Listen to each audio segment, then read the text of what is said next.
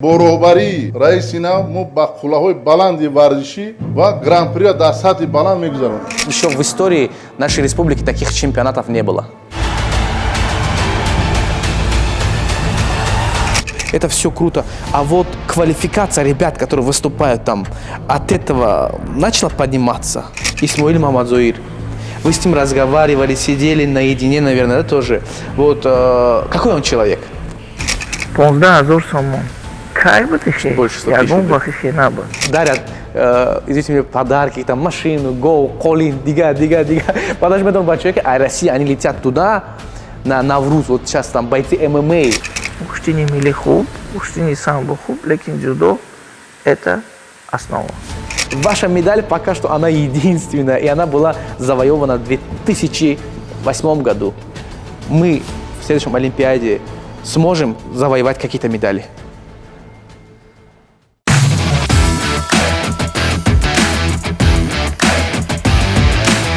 Друзья, важная информация. Главным спонсором моего YouTube-канала является энергетический напиток King Kong. Пересечение границы – дело непростое и небезопасное. Я всегда рекомендую надежных и проверенных людей. Пересекайте границу безопасно, с комфортом и с надежными людьми. Шамс Экспресс – более 10 лет опыта работы. Подробная информация в описании. Ассаламу алейкум, друзья, всех приветствую. Сегодня пишем интервью с бронзовым призером Олимпийских игр, моим братом Расулом Бакиевым. Ассаламу алейкум, Акаджан. Алейкум салам. Этот год на самом деле был особенный. Новый президент, вы открыли свой New Fitness Расула Бакиева. И, так скажем, масштабный проведение чемпионат в республике, который еще в истории нашей республики таких чемпионатов не было.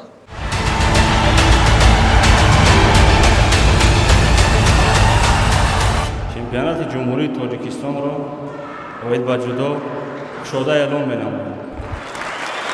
Да, согласен. Этот год для нас вдвойне успешен.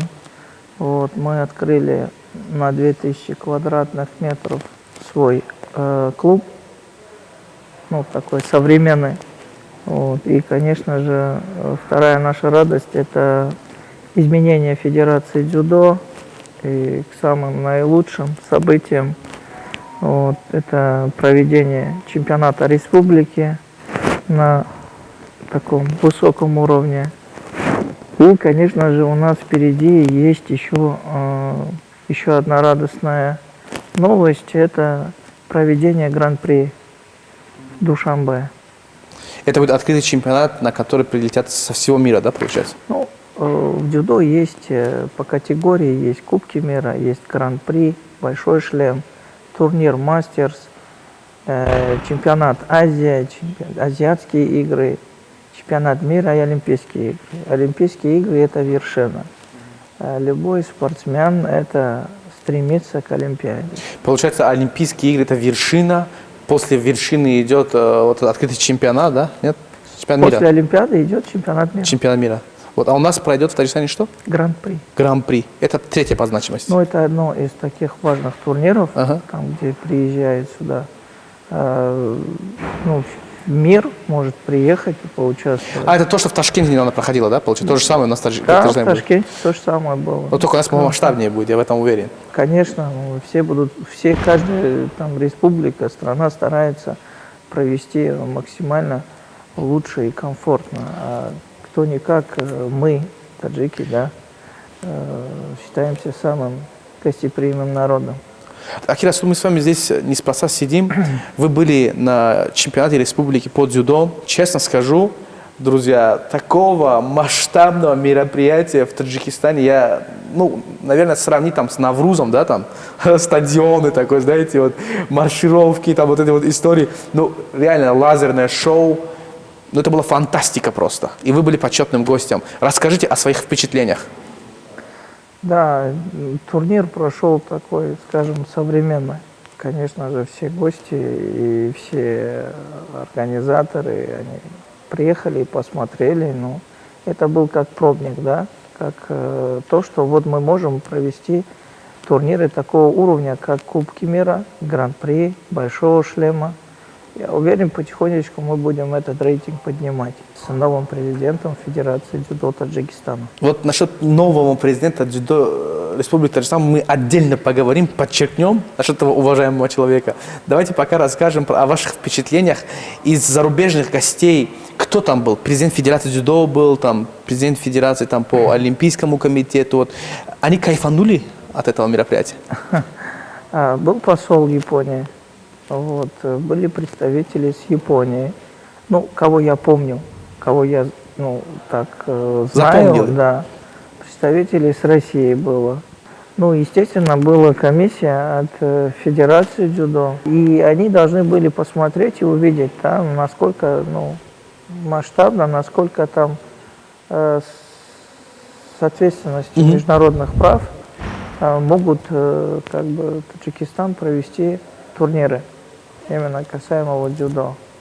И они были удовлетворенными. Бисер хубака, бисер хуб, вот заметно было, я посмотрел, честно, вот я человек, который езжу на международные турниры, там UFC, там чемпионат мира по футболу я был, да, там чемпионат мира по хоккею видел, вот, Олимпиаду видел, да, там в Сочи. Тем не менее, это круто все. Это все круто. А вот квалификация ребят, которые выступают там, от этого начала подниматься? Ну, это дело не недельное и не на месячное. Это годами надо закалывать, тренировать, объяснять, говорить. И тогда может там из 100 человек, может 1, 2, 3, 5 услышать тебя и начнут делать именно так, как ты их направляешь. Ну, во всем этом истории нужно всегда оставаться человеком. Нельзя никогда забывать про тех людей, которые принимают участие в твоей подготовке. Всегда о них надо напоминать, говорить, их имена всегда должны о них жить. В твоих интервью, в твоих словах, в твоих мыслях. Поэтому некоторые спортсмены, к сожалению, просто берут и прошедших своих тренеров, они просто вычеркивают и думают, что они заслуги только одного человека. Но здесь работа длится целой командой. Командная работа идет просто. Здесь надо оставаться всегда на правильном стороне и всегда надо быть благодарным даже тем ребятам, которые с тобой стоят в паре и помогают тебе становиться лучше.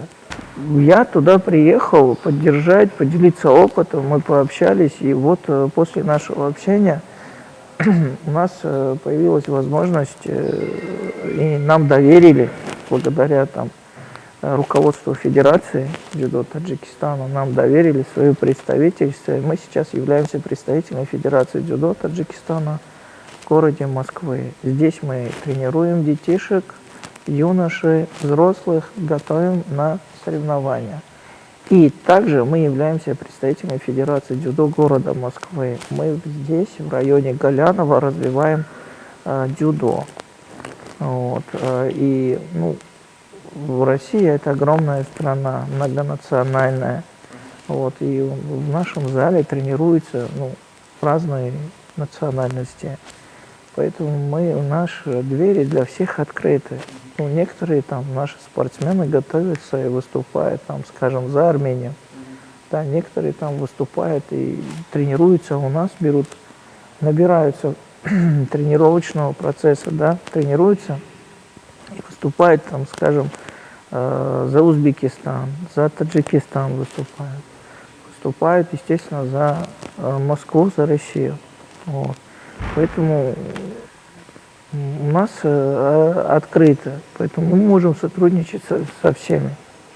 Ахаджон, смотрите, это все прекрасно, об этом еще я отдельно поговорю насчет того, что вы стали представителем дзюдо Таджикистана в России. Это круто, это по фону нашему заметно, что уже это большое событие. Это в Москве, друзья, это не в Таджикистане, это в Москве, районе Галянова, в Академии Расула Бакиева. Вы для себя нашли каких-то новых героев, новых дзюдоистов в Таджикистане на этом чемпионате? Кто вас удивил больше всего?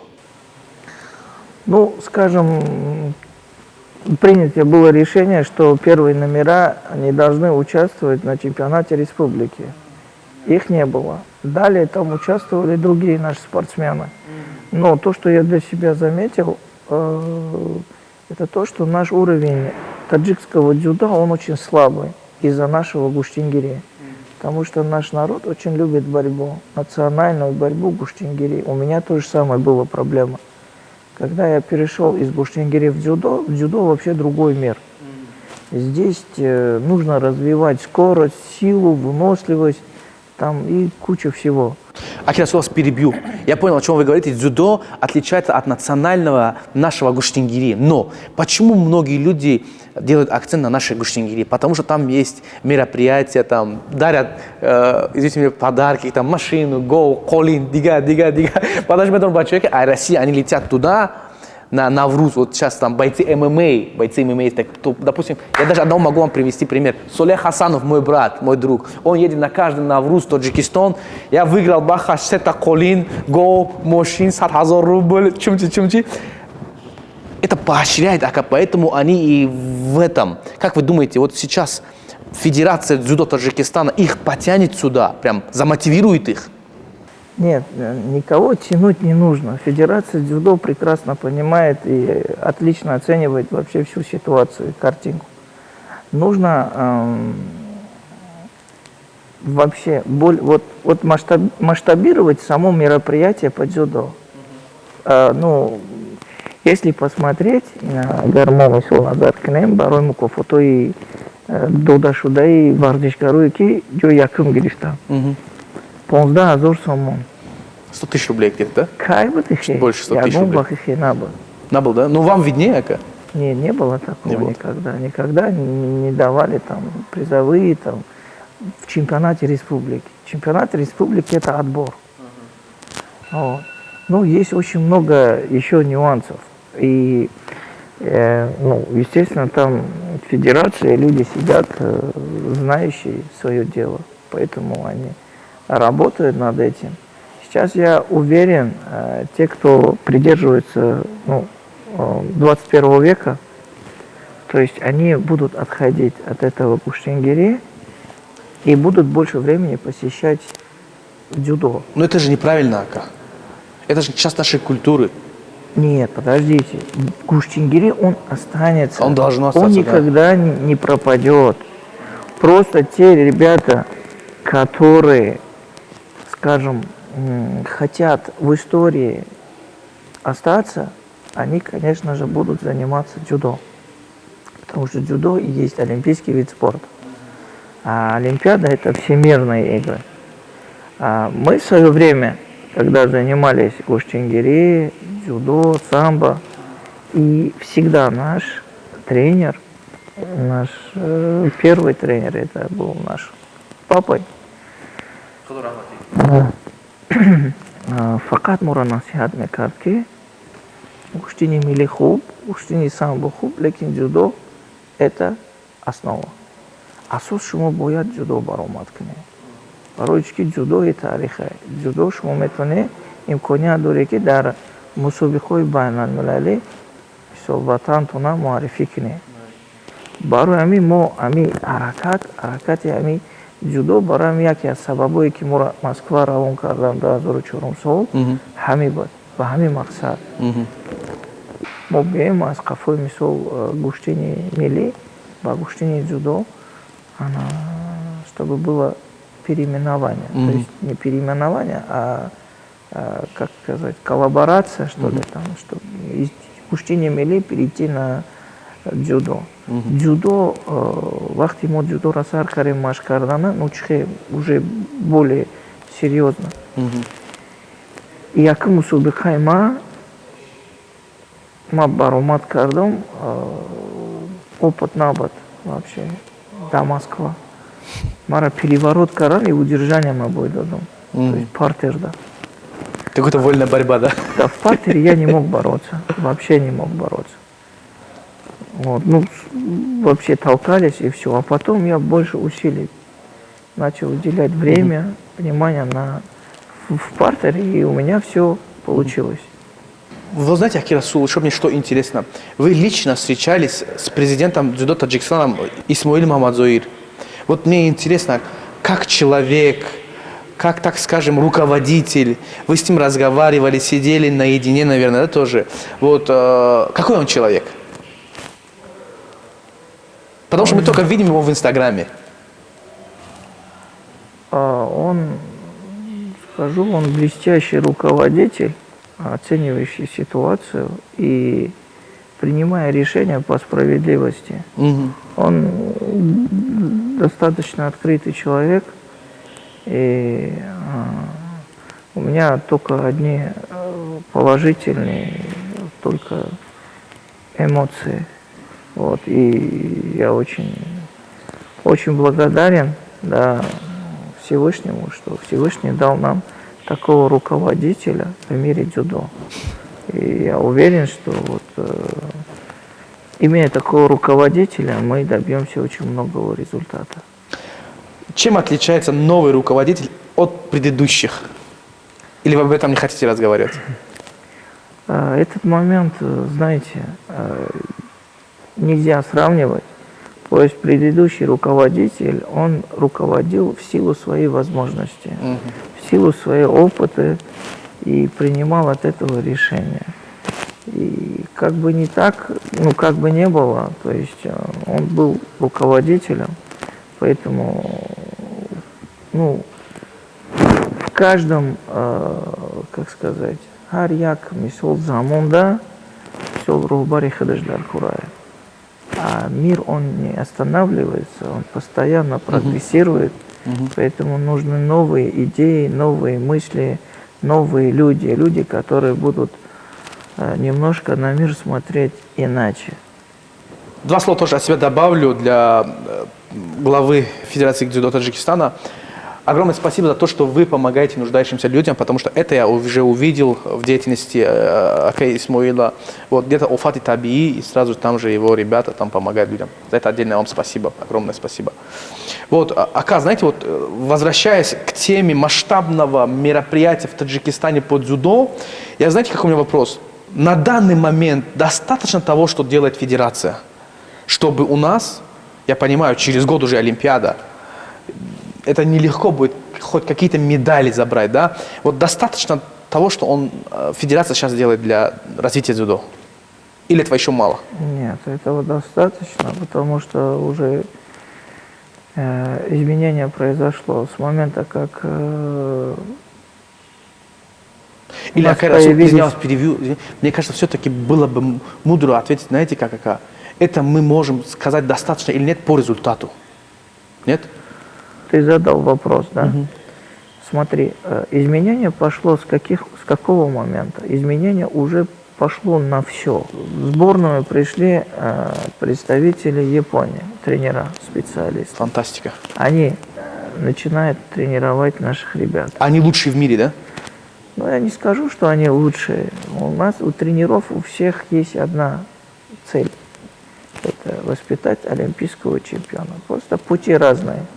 Один тренирует так, другой тренирует так, знаешь, ну, разную методику применяя. Вот. Изменения пошли в финансирование. То есть теперь наши ребята могут не только там первые номера, а и вторые, и третьи номера имеют возможность съездить и побороться за счет федерации. Пожалуйста, это не изменения, это крутые изменения. Вот. Дальше у нас пошли такие масштабные мероприятия. Там, где спортсменов поощряют денежными средствами, и плюс дают доступ и возможность, и финансирование в том, что он мог себя проявить. Это все делается для чего? Для того, чтобы прославить страну. Да. Одним из путем, как можно прославиться во всем мире, это спорт. Вот. Дальше. Медицинское обслуживание для наших спортсменов. Я уверен, экипировка, это уже мелочи. Но все это суммировать, посмотрите, какие крутые изменения пошло. Да, сравнение с тем, что было, и тем, что есть сейчас, это безусловно, это не спорно даже. Вот знаете, у меня какой вопрос? Все-таки самое лучшее, так скажем, мероприятие по дзюдо – это Олимпийские игры. Через год уже Олимпиада. У нас есть возможность, как вы думаете, мы в следующем Олимпиаде сможем завоевать какие-то медали? Потому что, Расул, ваша медаль пока что она единственная, и она была завоевана в 2008 году. Ну, если считать, что там в прошлом году еще там были какие-то там финансирования, в наше время там было совсем тяжело. Ну, не будем об этом. Да, не будем об этом. Да. Я на самом деле не рад тому, что Таджикистан имеет одну медаль от дзюдо. Вот. Была возможность в 2008 году, это была мечта моя, мечта моего тренера. И мы шли к этому. И мы достигли определенной цели. В 2008 году стали бронзовым призером Олимпиады. У нас зародилась следующая мечта. И мы шли по этому пути потихонечку. Но в силу обстоятельства, там где-то недофинансирования, где-то еще какие-то моменты, у нас получилось 2012 год, ну, не очень результативный. Большая причина к этому, наверное, это то, что за месяц до Олимпиады ушел из жизни мой тренер, мой отец. И я морально не смог себя восстановить просто к этому. Я очень много, часть себя потерял. И с этим грузом, и с этой тяжестью я поехал на Олимпиаду. И старался сделать максимально от себя что-то. Соревнуясь на лондонских Олимпийских играх, Бакиев одержал досрочные победы над такими дзюдоистами: Даниэлем Вильмсомом из Великобритании и Наврузом Джуракубиловым из Узбекистана. Если говорить о судействе, то перекладывать всю вину на судей я не буду. Если я проиграл, то в этом всегда виню только себя.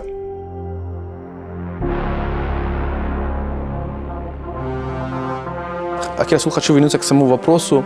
Через год уже Олимпиада. У нас есть шансы завоевать олимпийские медали? Если есть, то откуда такая уверенность? Я же говорю, мы сколько лет потеряли с 2008 года? Что предприняли? Я Кстати, уверен. и что изменилось с тех пор, когда вы готовились, а когда сейчас готовятся?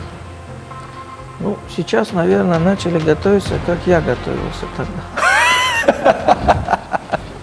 Серьезно? Расул, возьми, пожалуйста, вот эти вот деньги и уступи нам, пожалуйста, потому что они же знали, что вы не богатый спортсмен. Не раз это было. Вам предлагали деньги? Да. И важно, чтобы новое поколение не повторяло наши ошибки. Акай, Расул, если не секрет, какую сумму денег вам предлагали? А кто это сделал? Информация. Кто вам предложил 10 тысяч евро за то, что вы уступили? Это одна из самых сильнейших медалей Олимпийских игр в истории Таджикистана, друзья мои.